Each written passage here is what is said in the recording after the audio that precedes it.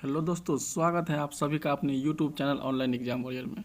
दोस्तों, मैं हूं मनोज और आप देख रहे हैं अपने YouTube channel online exam warrior. दोस्तों, डेली बेसिस पर आपको बिहार दरोगा मेंस के लिए प्रैक्टिस सेट कराया जा रहा है, जिसमें आज टेस्ट नंबर 11 है। इससे पहले टेस्ट नहीं देखे, मेरा वो 1 नंबर टेस्ट हुआ है जो सुबह 7 बजे में, और यह टेस्ट आपको शाम में 7 बजे में देखने को मिलेगा। तो दोस्तों, यह पूरा टेस्ट को जो 21 सेट दिया गया है, इसको हम 2 भागों में बांट दिए गए हैं, 1 से 10 और 11 से 21। 1 से 10 का जो सेट चलेगा सुबह में 7 बजे, और 11 से जो 21 सेट चलेगा यानी कि यह शाम में 7 बजे। हम डेली 2 प्रैक्टिस सेट करा रहे हैं।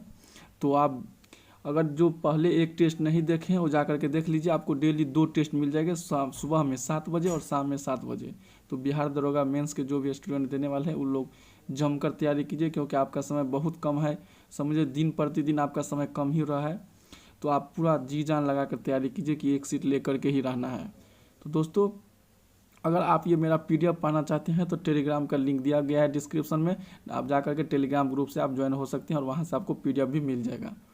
तो दोस्तों, चलिए ज़्यादा बात नहीं करेंगे, स्टार्ट करते हैं। और जो लोग नए हैं चैनल पर सब्सक्राइब नहीं किए हो, चैनल को सब्सक्राइब कर लीजिएगा और वीडियो को लाइक कीजिएगा, जिससे आपके लाइक करने से मोटिवेशन मिलता है। तो चलिए स्टार्ट करते हैं पहला क्वेश्चन। तो चलिए क्वेश्चन देखते हैं, आज का पहला number question.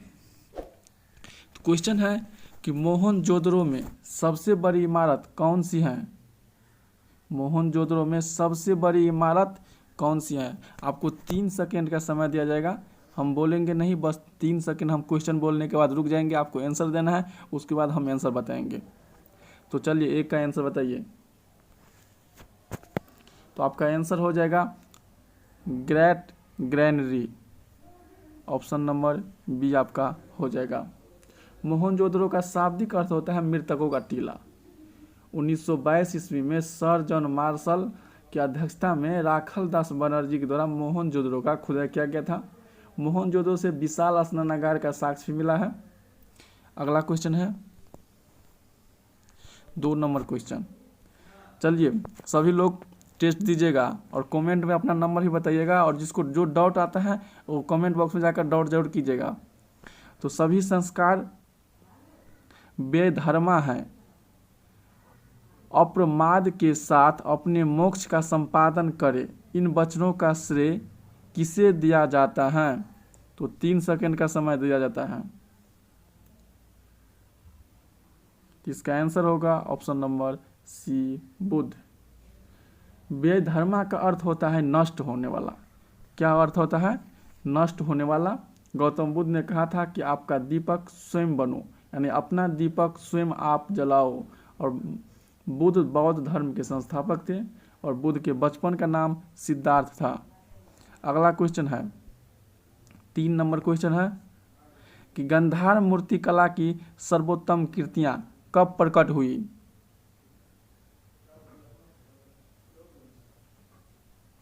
B number option इसका हो जाएगा कुषाण काल में।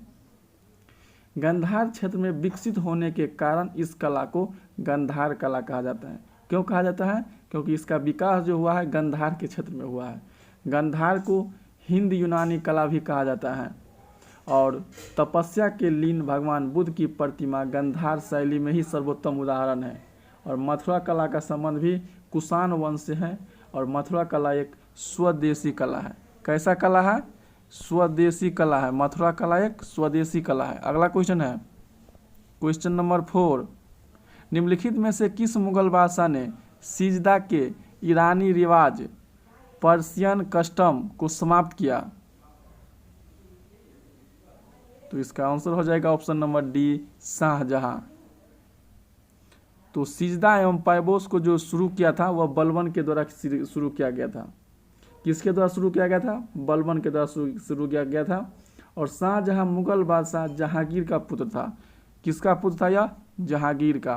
तो इसका हम आपको सीरीज बता देते हैं। बाबर, हुमायूं, अकबर, जहांगीर, शाहजहां, औरंगजेब, यह सभी सीक्वेंस में हैं। बाबर के पुत्र हुमायूं, हुमायूं के पुत्र अकबर, अकबर के जहांगीर, जहांगीर के शाहजहां, शाहजहां के पुत्र औरंगजेब। चलिए अगला क्वेश्चन देखते हैं। 5 नंबर क्वेश्चन है, आप लोग भी टेस्ट जरूर लगाते होंगे। आंध्र भोज भी कहा जाता है। इसका आंसर हो जाएगा ऑप्शन नंबर ए, कृष्णदेव राय। कृष्णदेव राय विजयनगर साम्राज्य के तुलु वंश के संस्थापक थे, शासक थे। किस वंश के? तुलु वंश के। कृष्णदेव राय को आंध्र अभिनव एवं आंध्र पितामह भी कहा जाता है। कृष्णदेव राय ने आमुक्तमाल्याद एवं जाम्बवती कल्याणम नामक पुस्तक की रचना की थी और तेलुगु भाषा के विकास दृष्टिकोण से कृष्णदेव राय का शासनकाल क्लासिकल युग भी कहा जाता है। तो कृष्णदेव राय के कार्यकाल को कौन सा कार्यकाल कहा जाता है? क्लासिकल युग। कौन सा युग? क्लासिकल युग। अगला क्वेश्चन है 6 नंबर क्वेश्चन है, निम्नलिखित मुगल सम्राटों में निर्माताओं का राजकुमार प्रिंस ऑफ बिल्डर्स कौन कहलाता है? तो इसका आंसर हो जाएगा ऑप्शन नंबर डी, शाहजहां।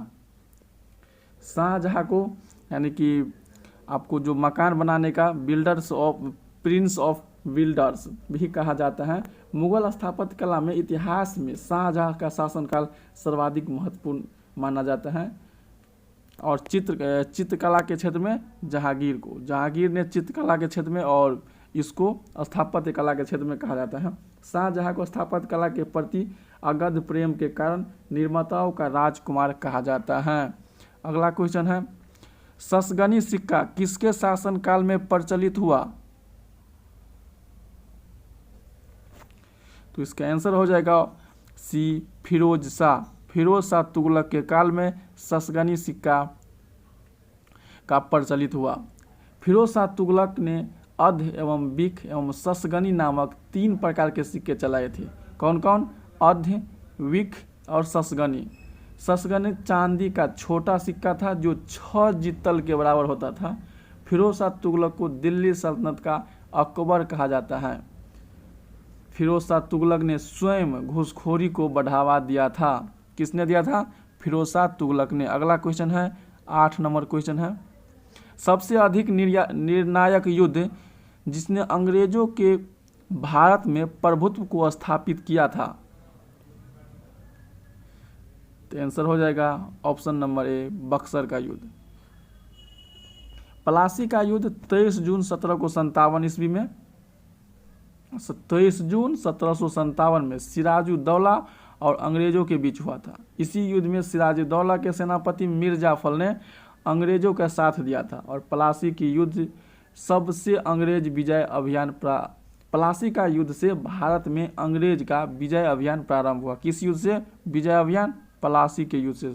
कब हुआ था? 23 जून 1757 को।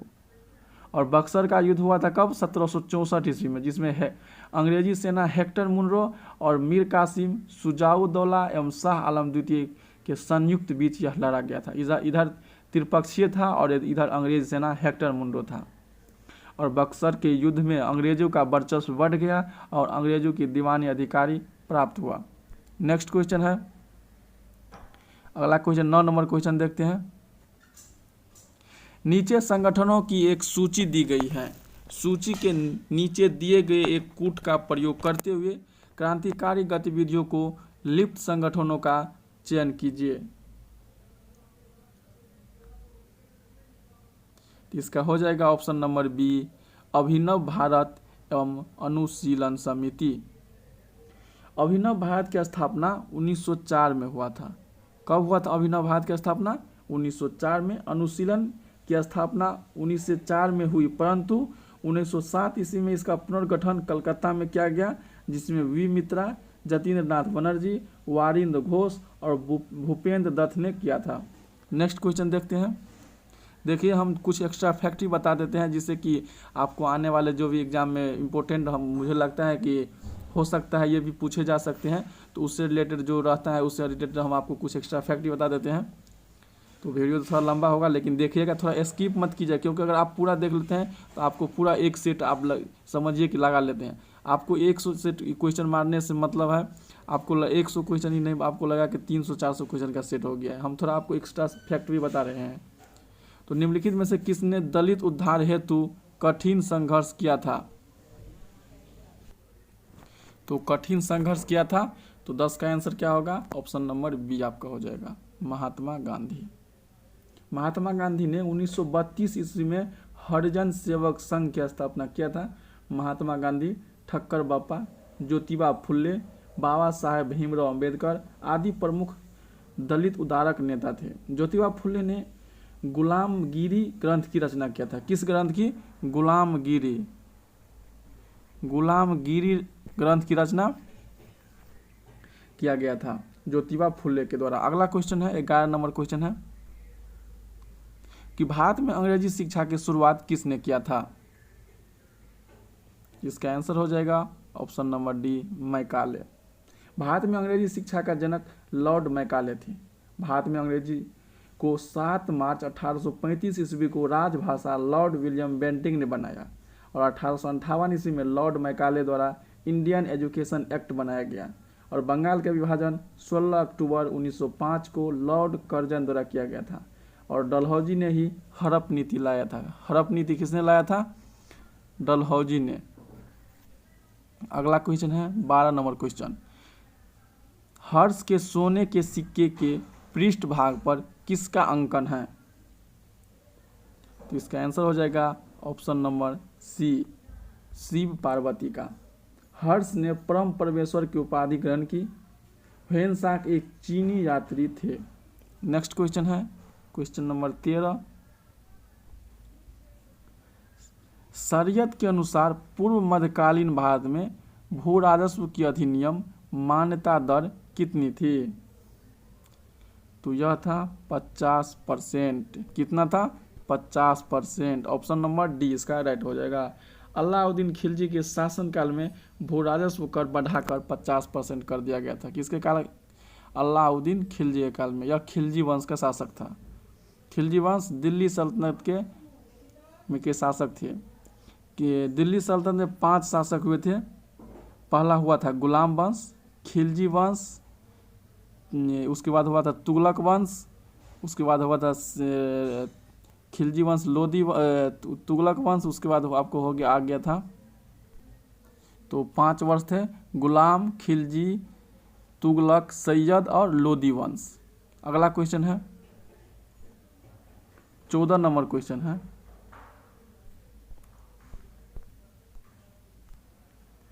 ऐसा कहा जा सकता है कि फिरोज तुगलक दिल्ली सल्तनत, यहाँ पर सल्तनत होगा, गलती है, इसका मिस्टेक है, सल्तनत के पतन के कारण बना क्योंकि उसने, तो 14 का आंसर होगा सी, सामंतों को आनुवांशिक बनने दिया।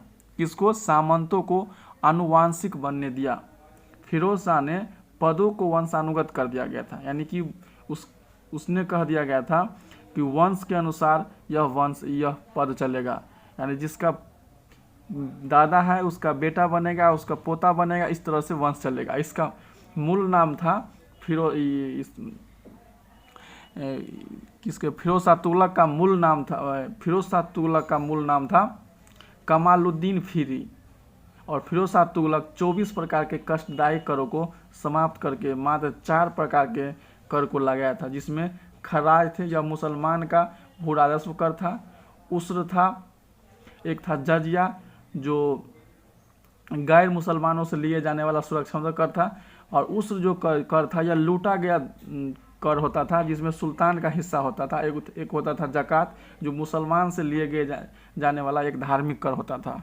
अगला क्वेश्चन है, दंत चिकित्सा का दर्पण किसका प्रयोग करते हैं? तो इसका हो जाएगा ऑप्शन नंबर डी, अवतल दर्पण लगा होता है। ऑप्शन नंबर डी इसका राइट हो जाएगा। गाड़ी के हेडलाइट में अवतल दर्पण का प्रयोग किया जाता है और साइड मिरर के रूप में उत्तल दर्पण का प्रयोग किया जाता है। नेक्स्ट क्वेश्चन है, फोटोग्राफी कैमरे की एफ क्या है? तो एफ की संख्या क्या है? तो सी इसका राइट हो जाएगा। लेंस की फोकल दूरी व द्वारक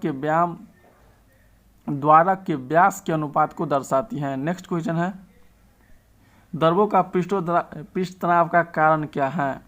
तो द्रव के पृष्ठ तनाव का कारण क्या है? तो इसका आंसर हो जाएगा ऑप्शन नंबर बी, अणुओं के मध्य ससंजक बल। क्या हो जाएगा, अणुओं के मध्य ससंजक बल। एक ही पदार्थ के अणुओं के बीच लगने वाले आकर्षण बल को ससंजक बल कहते हैं। और इसका पृष्ठ तनाव ऐसा मात्रक जो होता है पृष्ठ तनाव का, यह न्यूटन प्रति मीटर होता है। क्या होता है, न्यूटन प्रति मीटर होता है पृष्ठ तनाव का। नेक्स्ट क्वेश्चन है, एक चुंबकीय क्षेत्र विक्षेपित करता है, तो क्या विक्षेपित करता है, ऑप्शन नंबर सी इसका राइट हो जाएगा, अल्फा एवं बीटा दोनों। नेक्स्ट क्वेश्चन है 19 नंबर क्वेश्चन है कि पास की और दूर की वस्तु देखने के लिए मानव आंख की अनुकूलन विशेषता क्या कहते हैं, तो अनुकूलन विशेषता को क्या कहते हैं, तो इसका आंसर हो जाएगा बी, सामंजस्य।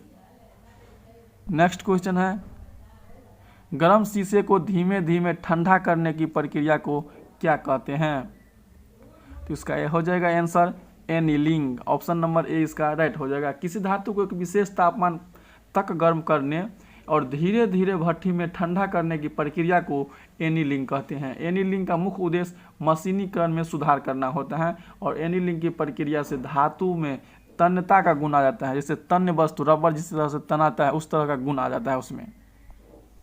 अगला क्वेश्चन है 21 नंबर क्वेश्चन, सूत्री विभाजन के बीच किस अवस्था में गुण सूत्र विपरीत ध्रुवों की और गति करते हैं, इसका आंसर हो जाएगा ऑप्शन नंबर डी, एनाफेज। कोशिका विभाजन की खोज विरचॉव ने किया था, किसने किया था, विरचॉव लिख देते हैं। तो कोशिका विभाजन की खोज किया था आपका विरचॉव ने, और समसूत्री विभाजन की खोज किया था वाल्थर फ्लेमिंग ने। कोशिका विभाजन विरचॉव, समसूत्री कोशिका विभाजन वाल्थर फ्लेमिंग ने, और समसूत्री कोशिका विभाजन एक काई कोशिका होता है। समसूत्री कोशिका एक काई कोशिका होता है जिसे इंग्लिश में सोमैटिक सेल कहते हैं। और कोशिका विभाजन का विस्तृत अध्ययन 1920 में वेलर द्वारा किया गया था, और अर्धसूत्री विभाजन का अध्ययन 1905 ईस्वी में फॉर्मर तथा मुरे द्वारा दिया गया था। और अर्धसूत्री विभाजन लैंगिक कोशिका में होता है, किस में होता है, लैंगिक कोशिका या सेक्सुअल सेल में होता है। नेक्स्ट क्वेश्चन है 22 नंबर क्वेश्चन, ग्रीन हाउस प्रभाव किस गैस के एकत्र होने से होता है, तो किस गैस के एकत्र होने से ग्रीन हाउस प्रभाव होता है, इसका आंसर हो जाएगा option number B, CO2। CO2 carbon dioxide gas वायुमंडल में सबसे महत्वपूर्ण ग्रीन हाउस गैस का उदाहरण है। वायुमंडल में दूसरी ग्रीन हाउस गैस मीथेन है। मीथेन का रासायनिक सूत्र होता है CH4। ग्रीन हाउस गैस के कारण वायुमंडल के तापमान में वृद्धि हो जाता है और ग्रीन हाउस गैस अवरक्त किरण तथा ताप विकिरण के माध्यम से ऊष्मा को अवशोषित करता है। नेक्स्ट क्वेश्चन है 23 नंबर क्वेश्चन है, मानव शरीर का कौन सा अंग टाइफाइड के मुख्य रूप से प्रभावित होता है, तो टाइफाइड बीमारी से होने वाले रोग से मानव का कौन सा अंग प्रभावित होता है, तो आपका आंसर हो जाएगा आंत, ऑप्शन नंबर डी। टाइफाइड रोग साल्मोनेला टाइफी बैक्टीरिया के कारण होता है। यह भोजन में पानी से फैलता है। यह रोग किसके कारण फैलता है, जो भोजन में पानी पीते हैं उसके कारण फैलता है। टाइफाइड रोग को आंत ज्वार या मियादी बुखार कहते हैं। यह एमाक्सिलिन और सेंटीएक्सपोन एवं एंटीबायोटिक दवाएं टाइफाइड के उपचार में प्रयुक्त होता है। नेक्स्ट क्वेश्चन है, मानव मस्तिष्क कितने ग्राम का होता है, तो आपका आंसर हो जाएगा ऑप्शन नंबर ए, 1350 ग्राम। मानव का मस्तिष्क 1350 ग्राम का होता है। मस्तिष्क मानव का तंत्रिका तंत्र का एक भाग है, नर्वस सिस्टम का एक भाग है। मनुष्य का मस्तिष्क अस्थियों के कवच को क्रेनियम कहते हैं, जिसके कारण मनुष्य का मस्तिष्क बंधा होता है। किसके कारण, क्रेनियन। इसी कारण मनुष्य का मस्तिष्क का जो बाहरी भाग जो आपको कठोर देखने छूने से लगता है, क्रेनियम के कारण बंद रहता है, जिससे कारण आघात से बचता है, यानी कि चोट पड़ने के बाद जल्दी थोड़ा मोड़ा चोट से मतलब फर्क नहीं पड़ता है। और मनुष्य के मस्तिष्क को 3 भागों में बांटा गया है, अग्र मस्तिष्क, मध्य मस्तिष्क और पश्च मस्तिष्क। तंत्रिका तंत्र के अध्ययन को न्यूरोलॉजी कहते हैं। तंत्रिका तंत्र का अध्ययन किस में क्या आता है, न्यूरोलॉजी में। अगला क्वेश्चन है, सूखे रूप में जड़ी बूटियों का संग्रह है। अगला क्वेश्चन है ऑप्शन हम बोल दिए, सॉरी, हर्बेरियम है। हर्बेरियम क्या है, तो यह सूखे रूप से जड़ी बूटी का संग्रह है। क्या है, सूखे रूप से जड़ी बूटी का संग्रह है। नेक्स्ट क्वेश्चन है 26 नंबर क्वेश्चन है, उष्मा द्वारा तत्काल नष्ट हो जाने वाले विटामिन कौन सा है?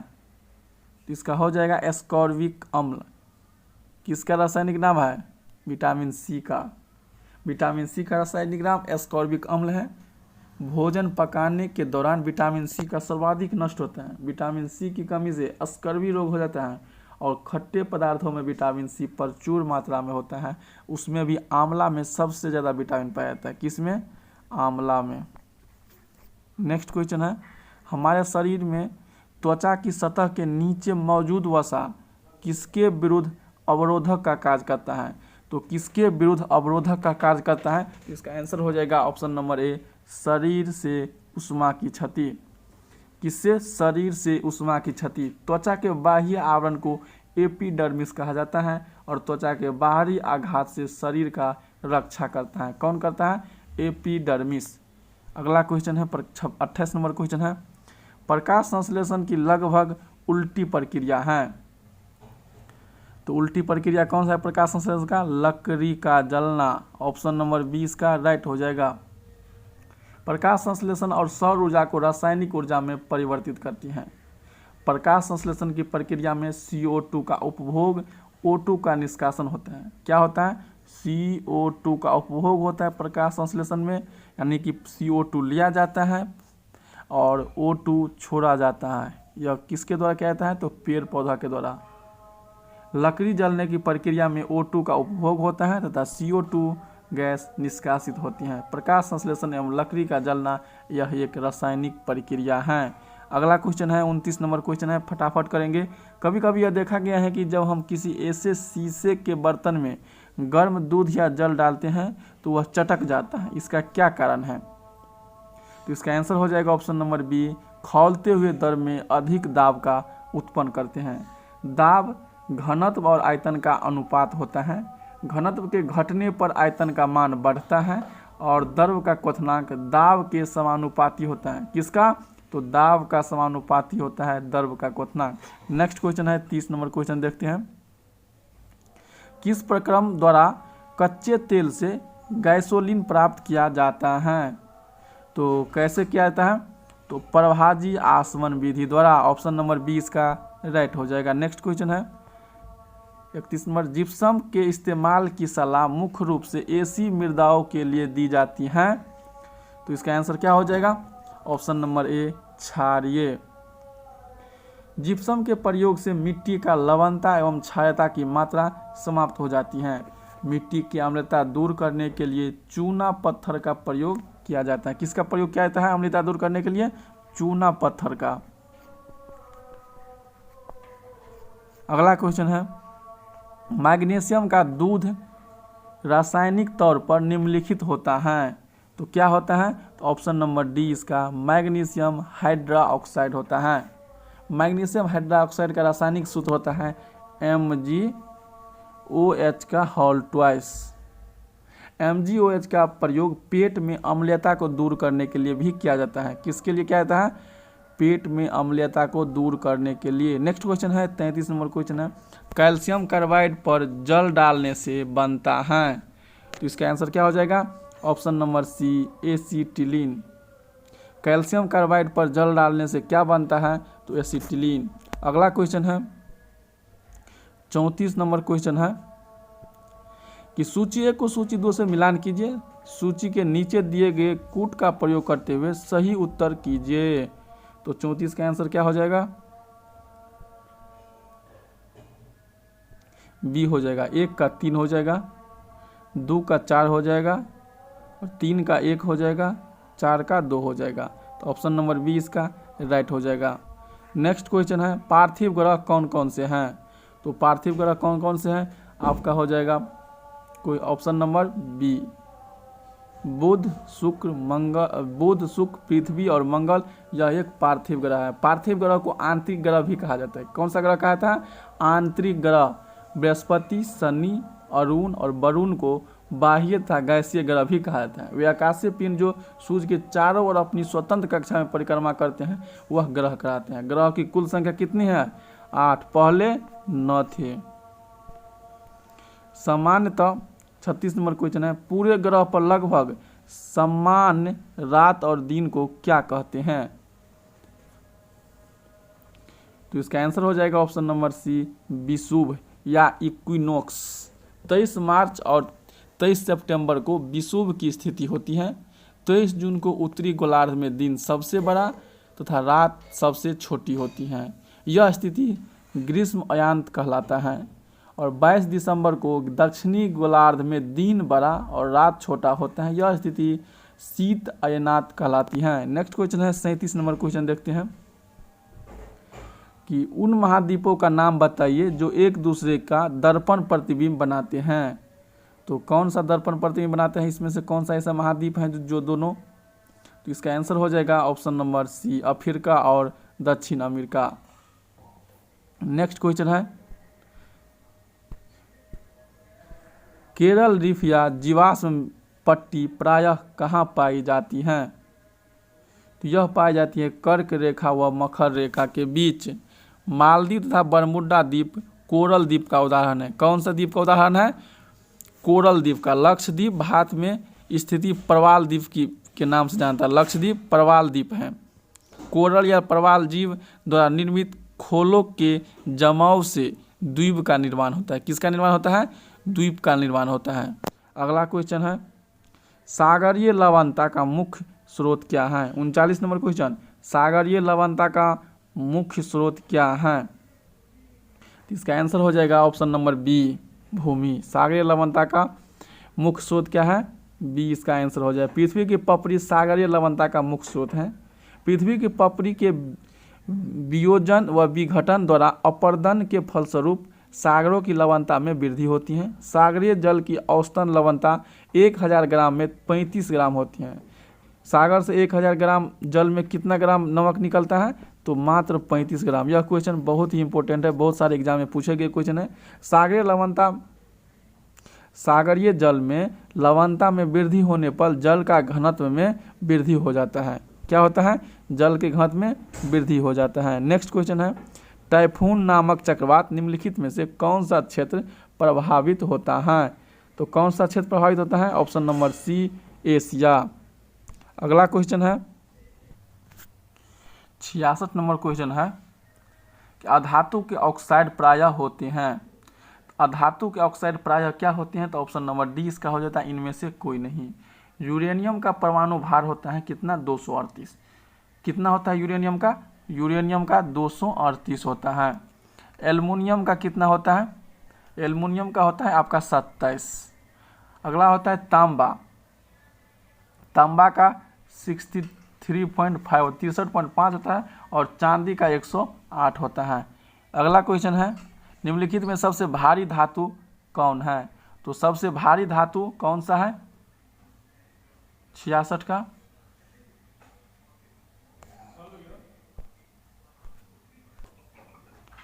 66 नंबर क्वेश्चन हो जाएगा। 66 नंबर क्वेश्चन देखते हैं कि निम्नलिखित में सबसे भारी धातु कौन सा है? तो इसका आंसर जो हो जाएगा तांबा। ऑप्शन नंबर बी इसका राइट हो जाएगा। लेड एवं धातु यानी सीसा एवं धातु जो सबसे घना स्थिर तत्व है। पोटेशियम का चिन्ह जो होता है के होता है, सोना का Au होता है और सोडियम का Na होता है। नेक्स्ट क्वेश्चन है,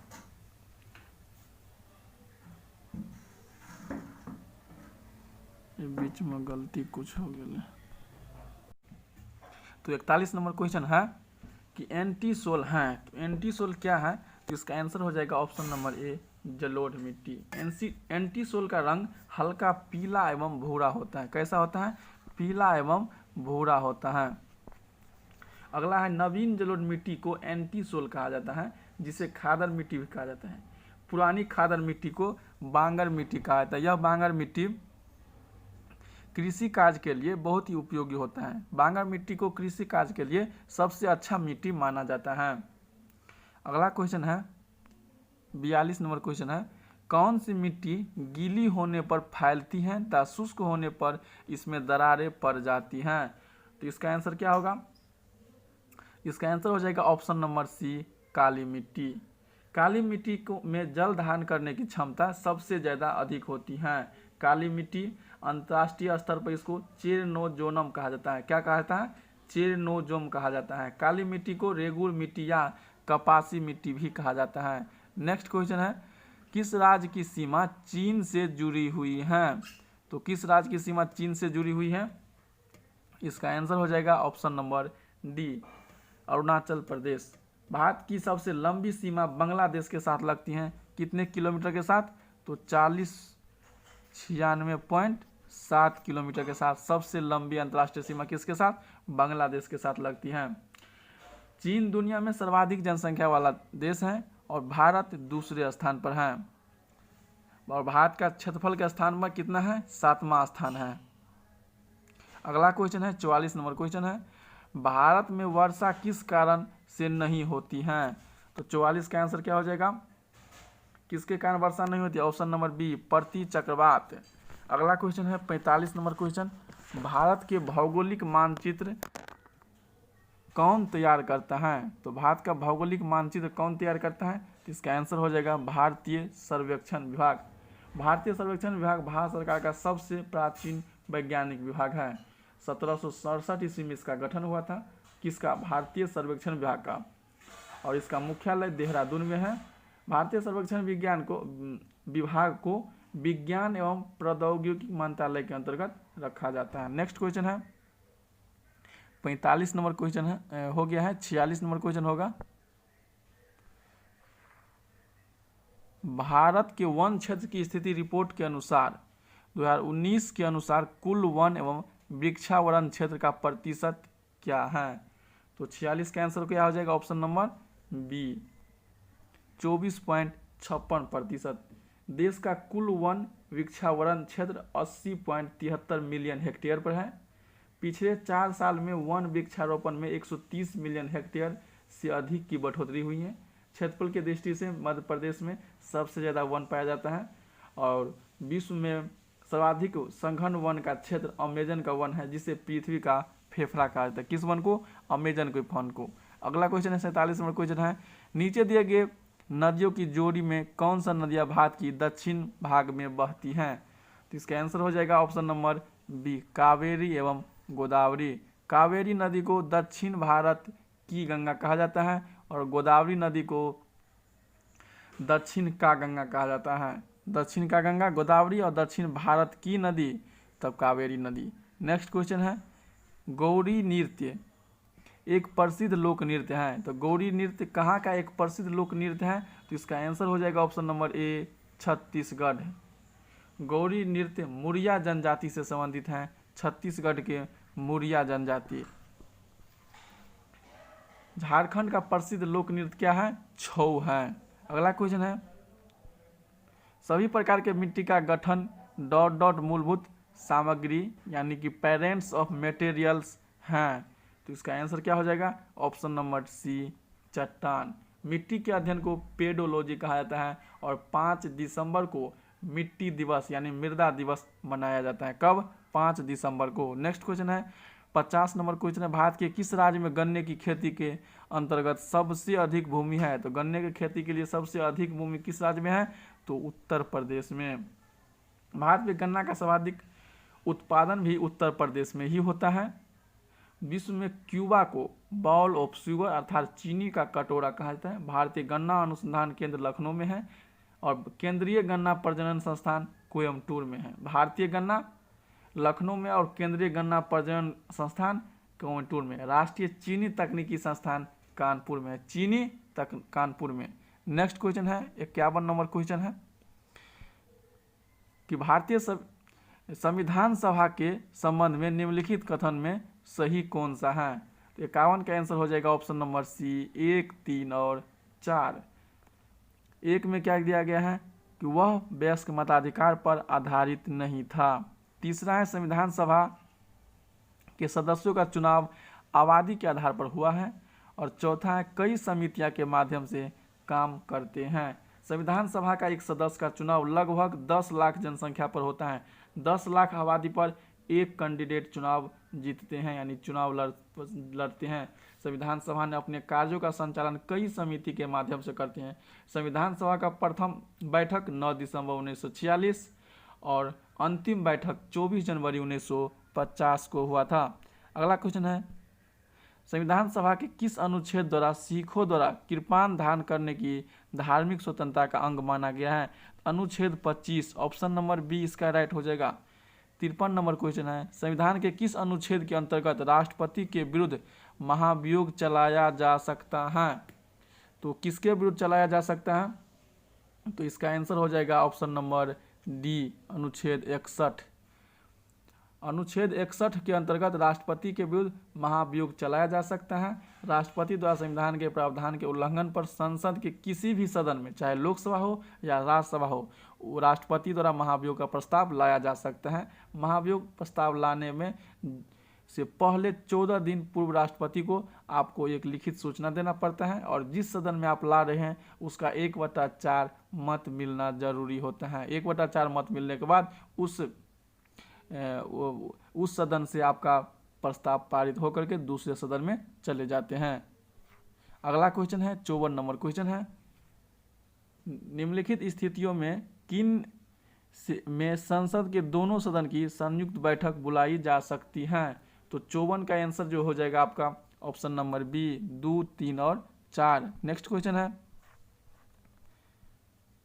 किस प्रकार का शासन प्रणाली में शक्तियों का विभाजन एक महत्वपूर्ण विशेषता है? तो किस प्रकार की शासन प्रणाली में? तो 55 का आंसर आपका हो जाएगा ऑप्शन नंबर बी, संसदीय। संघीय सरकार का शक्तियों का स्पष्ट रूप से विभाजन होता है। संसदीय प्रणाली की जननी ग्रेट ब्रिटेन को कहा जाता है क्योंकि ब्रिटेन से ही संसदीय प्रणाली की व्यवस्था हमारे संविधान में जोड़ा गया है। अगला क्वेश्चन है, भारत के चुनाव नियमों के अनुसार किसी व्यक्ति का चुनाव प्रचार कब तक होता है? तो चुनाव मतदान करने समाप्त होने से 48 घंटा पहले या चुनाव शुरू होने से 36 घंटा पहले। नेक्स्ट क्वेश्चन है 57 नंबर क्वेश्चन है कि निम्न में कौन पंचायती राज से संबंधित है? तो निम्न में से कौन पंचायती राज से संबंधित है? तो 57 का आंसर हो जाएगा ऑप्शन नंबर सी, बलवंत राय मेहता समिति। बलवंत राय मेहता समिति 1957 में अपनी रिपोर्ट प्रस्तुत किए थे। कब किए थे? तो 1957 में किए थे।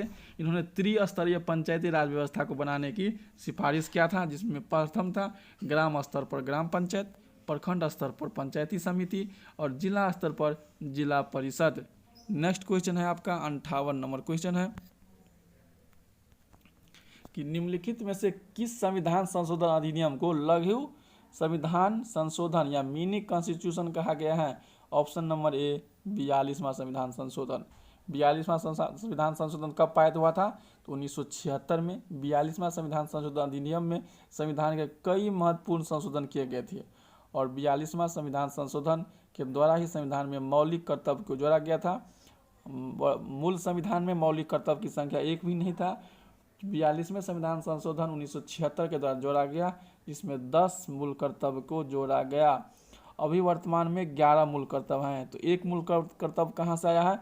तो यह आया है 86वें संविधान संशोधन 2002 के संशोधन से, जिसमें कहा गया है कि 6 वर्ष से 14 वर्ष के बच्चे को उनके माता पिता को यह दिया गया है अधिकार कि वो अपने बच्चे को स्कूल भेजे।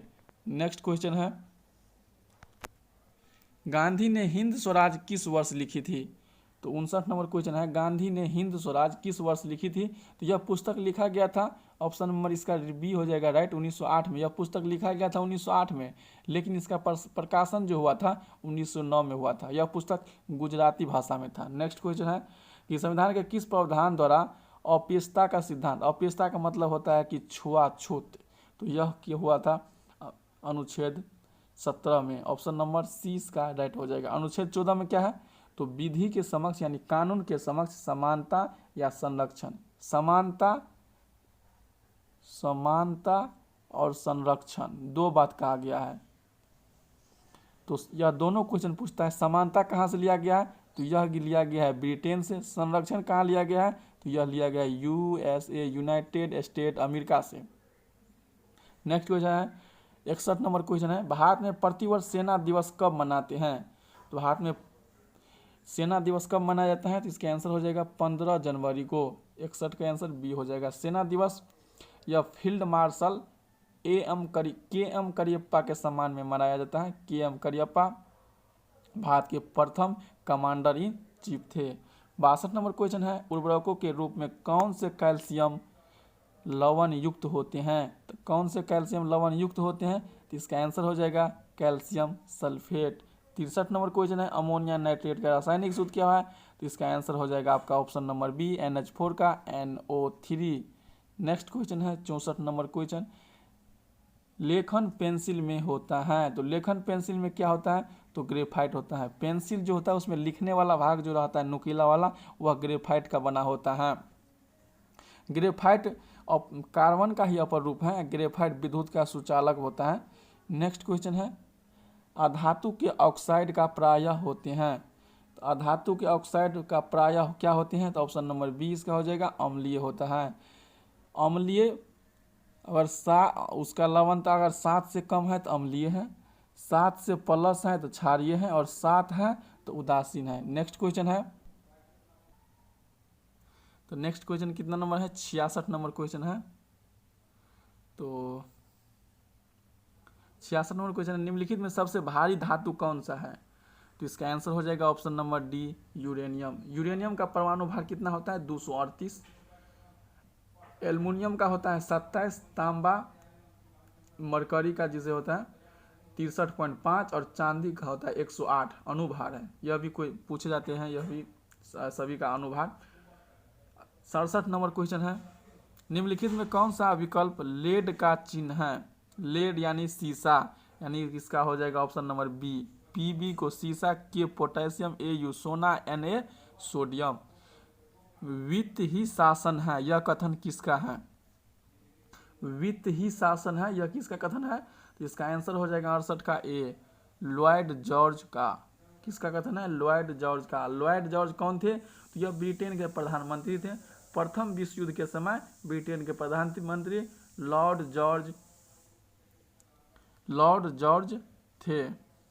नेक्स्ट क्वेश्चन है, जेबी डनलप किस खोज के लिए जाने जाते हैं?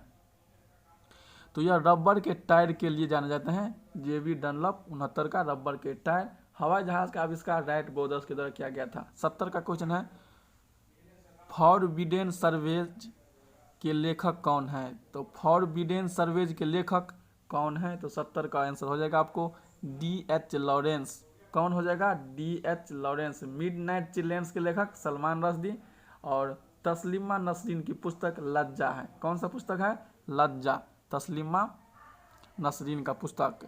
नेक्स्ट क्वेश्चन है, रेडियम का खोज किसने किया था? 71 का क्वेश्चन है, रेडियम का खोज किसने किया था?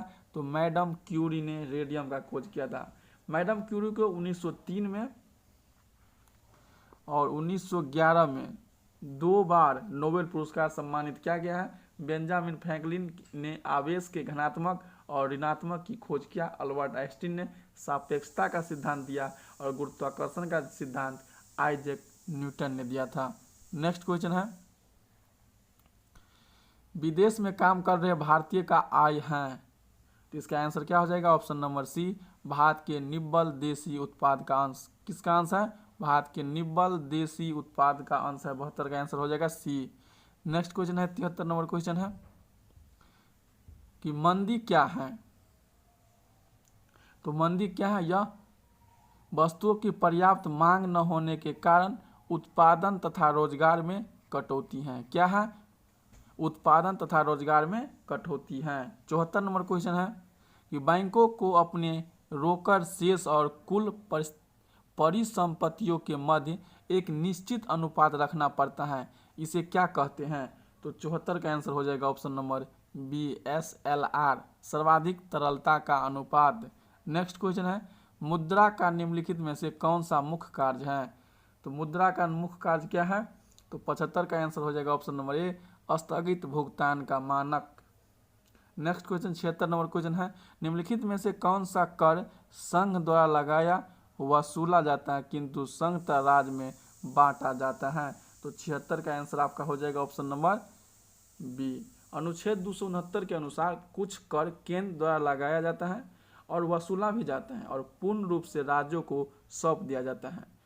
अनुच्छेद 270 में कहा गया है कि कुछ कर केंद्र द्वारा लगाया जाता है, वसूला भी जाता है और केंद्र तथा राज्यों के बीच बांट दिया जाता है। इसके अतिरिक्त केंद्र और राज्य को कर लगाने का अधिकार है। अगला क्वेश्चन है 77 नंबर क्वेश्चन है, पूर्ण स्पर्धा कीमत ग्रहीता कौन है? तो पूर्ण स्पर्धा में कीमत ग्रहीता कौन है? तो 77 का आंसर हो जाएगा ऑप्शन नंबर डी, फर्म। पूर्ण स्पर्धा बाजार में कई क्रेता और कई विक्रेता होते हैं। पूर्ण स्पर्धा बाजार में प्रतिस्पर्धा की स्थिति संतुष्टजनक नहीं मानी जाती है। नेक्स्ट क्वेश्चन है 78 नंबर क्वेश्चन है, निम्नलिखित में से कौन सी समिति गरीबी रेखा का निर्धारण से संबंधित है? तो 78 का आंसर हो जाएगा ऑप्शन नंबर ए, तेंदुलकर समिति। 79 नंबर क्वेश्चन है, गेहूं का समर्थन मूल्य प्रदान करने का मुख्य उद्देश्य क्या है? तो 79 का आंसर हो जाएगा ऑप्शन नंबर डी, 1 और बी दोनों सही हैं। अगला क्वेश्चन है 80 नंबर क्वेश्चन, जैसे ही कोई अर्थव्यवस्था का विकसित होती है, तो 80 का क्या आंसर हो जाएगा ऑप्शन नंबर डी, ए और सी दोनों सही हैं। विकसित अर्थव्यवस्था में जीडीपी में कृषि योगदान न्यूनतम हो जाता है। जिस तरह से किसी का अर्थव्यवस्था किसी देश का बढ़ता है तो कृषि क्षेत्र कम होते जाता है, और जिस तरह से अर्थव्यवस्था गिरने लगता है तो समझिए कृषि क्षेत्र का विकास हो रहा है। अगला क्वेश्चन देखिए 80 क्वेश्चन जीके जीएस का था और यहाँ से मैथ रीजनिंग है। तो बहुत सारे स्टूडेंट का कमेंट था कि सर उसका कम से कम फोटो दिखा दीजिए। तो देखिए स्क्रीनशॉट आप ले सकते हैं, यहाँ से इसका स्क्रीनशॉट ले लीजिए। हम अगला क्वेश्चन फिर दिखाते हैं। देखिए इसका स्क्रीनशॉट ले लीजिए, फिर आप इसका स्क्रीनशॉट ले सकते हैं, 2 का ले लीजिए, फिर इस 2 का ले लीजिए 85-86 का। अगला है 87 का 88 का ले लीजिए। अगला है 89 का ले लीजिए, फिर 90 का आता है, 90 का ले लीजिए। 90 और 91 दोनों का एक बार में आ जाएगा, दोनों ले लीजिए। अगला है 92 और 93 का दोनों एक साथ आ रहा है, दोनों ले लीजिए। अगला है 94 95 का ले लीजिए। अगला है 96 और 97 का एक साथ ले लीजिए। 98 का भी ले लीजिए, 99 का ले लीजिए, और 100 यह लास्ट क्वेश्चन है। दोस्तों वीडियो कैसा लगा है? अच्छा लगा है तो कमेंट बॉक्स में जाकर कमेंट जरूर कीजिए। अगर किसी प्रकार का डाउट है तो डाउट जाकर कीजिएगा। अगर आपको लगता है कि यह आपके किसी दोस्त को या किसी साथी को भी हेल्प हो सकता है तो आप व्हाट्सएप ग्रुप में जाकर के शेयर कर सकते हैं। यह मेरा 2 सेट चल रहा है प्रैक्टिस सेट, सुबह में 7 बजे और शाम में भी 7 बजे।